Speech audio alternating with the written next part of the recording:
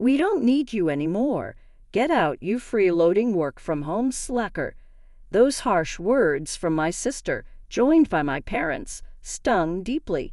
Get out. I'm sick of a family that treats me and my dog like burdens, they all said.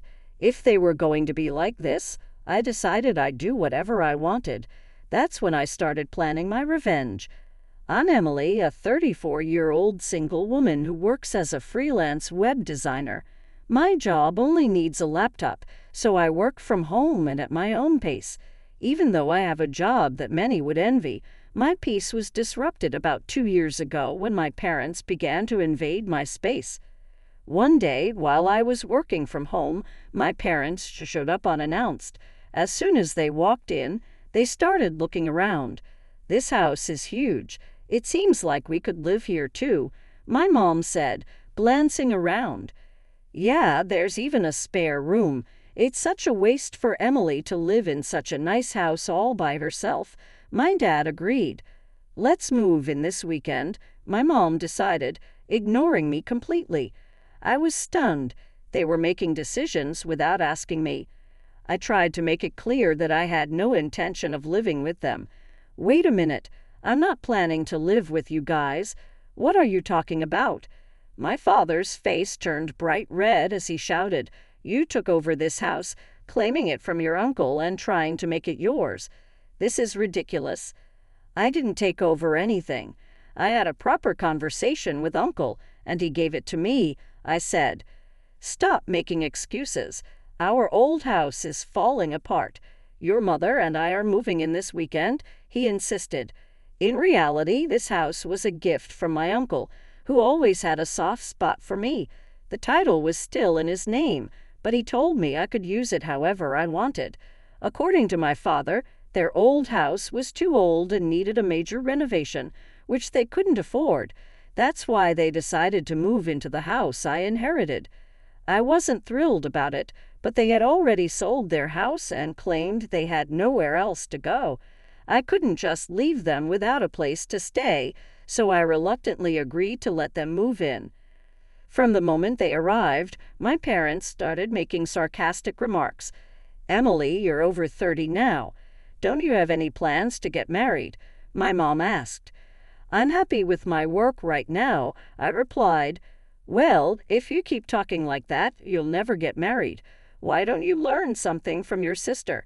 She continued.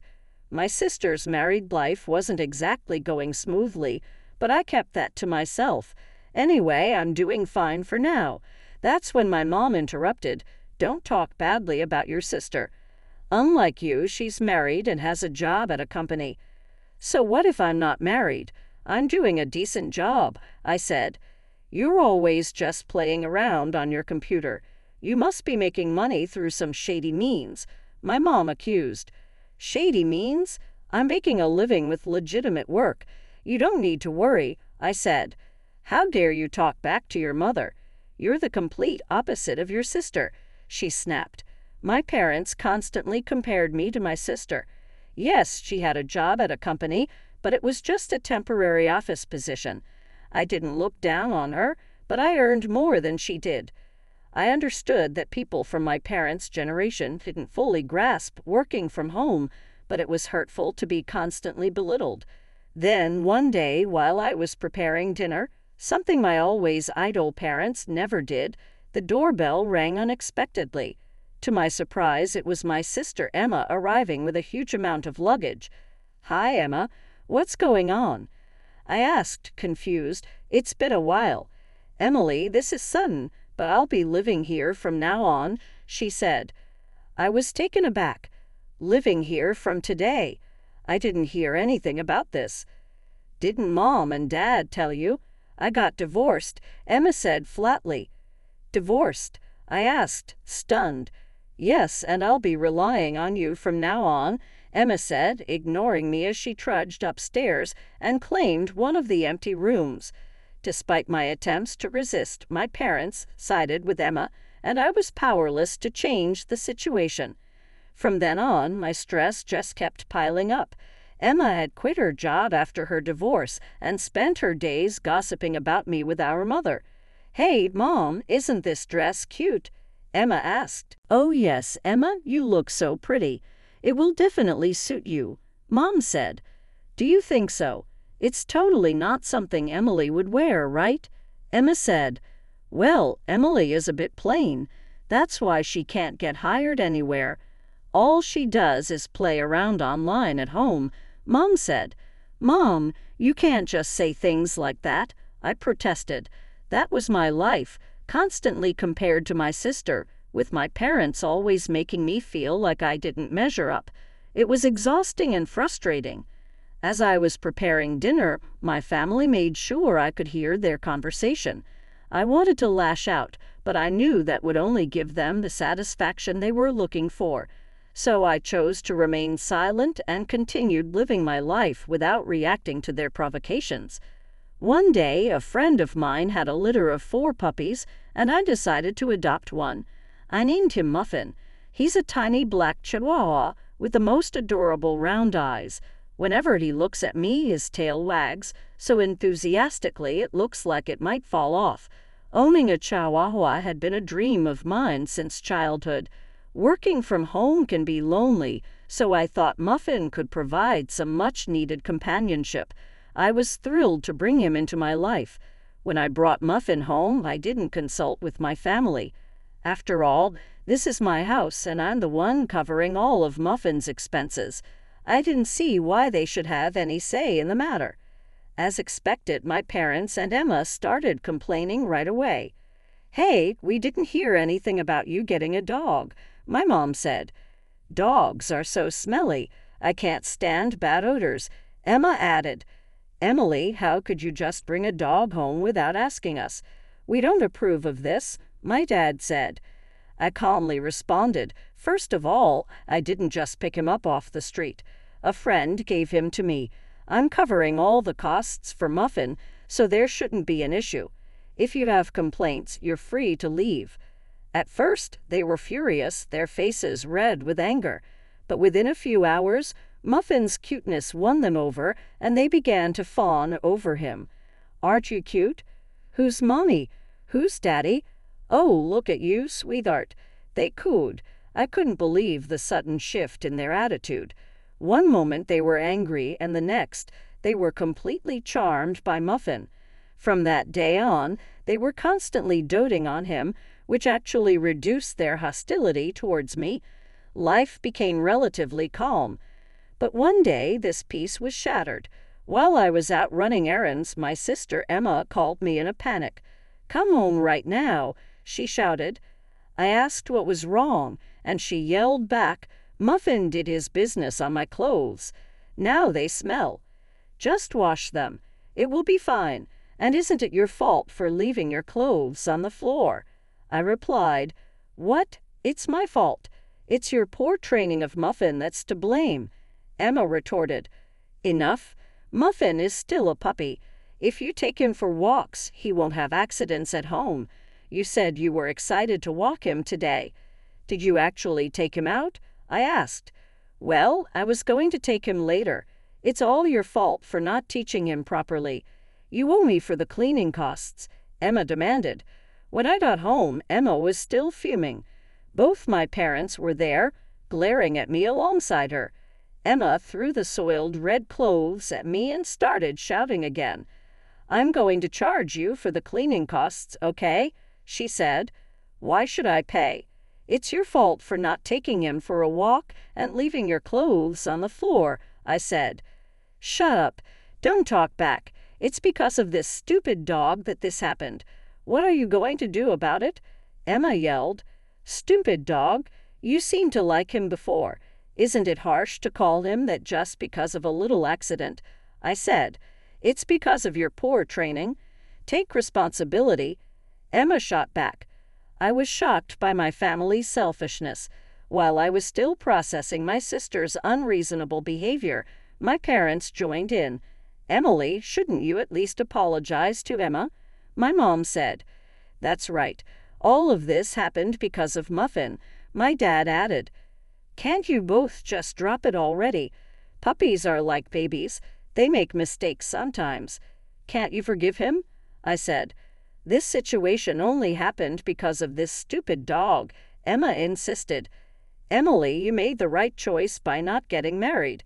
If you had a child, I doubt you'd raise them properly, Emma said, making a hurtful comparison. How dare you say that? If you had taken Muffin for walks and kept your place tidy, none of this would have happened, I replied. Finally, Emma raised her eyebrows and said, I can't take it anymore. I don't need you or this dumb dog. Get out of this house. What? Didn't you hear me? I said, get out. We don't need a home-working freeloader here. Emma shouted, a home-working freeloader? How could someone who is currently jobless say such a thing? And who do they think is paying for all the household expenses? It's me. As I stood there, stunned by my sister's outrageous demand, my parents chimed in. That's right, Emily. Leave this house. Your presence only makes things worse. You're a jinx. All three of them kept repeating, get out, in front of me. My anger finally erupted. I had reached my limit. If this was how they were going to be, then I'd had enough. I packed my things, and with Muffin by my side, I left the house. As I left, my sister added fuel to the fire, saying, this is all your fault. If you had just listened to me, none of this would have happened. They still didn't seem to understand their situation, even though trouble was clearly coming their way. Well, never mind. Let them enjoy themselves in the house. Suppressing a grin, I left with Muffin. A few days later, my sister called me unexpectedly. Emily, help. What happened? I asked. Emma's voice was trembling. We've been told we need to leave by the end of this month. I remained calm. So what? What's the problem? Why do we have to leave? Emma's voice rose in panic. I've decided to sell the house. Emma seemed to freeze. She stammered, you've decided to sell it. You don't have the authority. I do, I replied. The house has been officially mine for a month now. Emma's shock was evident. You're kidding, right? Even if Uncle transferred the title to you, you can't just sell it so easily. I explained. I was worried too, but after you told me to leave, I consulted with Uncle. He told me the house is mine now. Emily, do what you want. Get away from that family as soon as possible. No way, Emma said, her voice rising. Whether my parents were listening on speakerphone or not, they began to make a fuss. Emily, stop this. We have no other place to go if we leave this house. That's right. It's unthinkable to do this to your own family. If you're a good daughter, show some respect, my father added. Respect? I asked quietly. You've always looked down on me compared to Emma. Who do you think has been supporting you for the past few years? You had nowhere to live, so I reluctantly let you stay with me. My parents were silent, clearly at a loss for words. I continued, my voice firm. You treated me and Muffin like nuisances and kicked us out. Trying to be happy by driving out the original resident is shameless. You people deserve what's coming to you. My father began to beg. Please, Emily, help us. We're sorry. I don't care, I said coldly. Fend for yourselves, you idiots. With that, I hung up the phone with a decisive click and blocked all their contacts. Muffin looked up at me, his little face full of concern. I hugged Muffin close. I'm sorry for shouting, Muffin. It's all right now. I'll protect you. I'm so glad we're away from that family who treated you so poorly.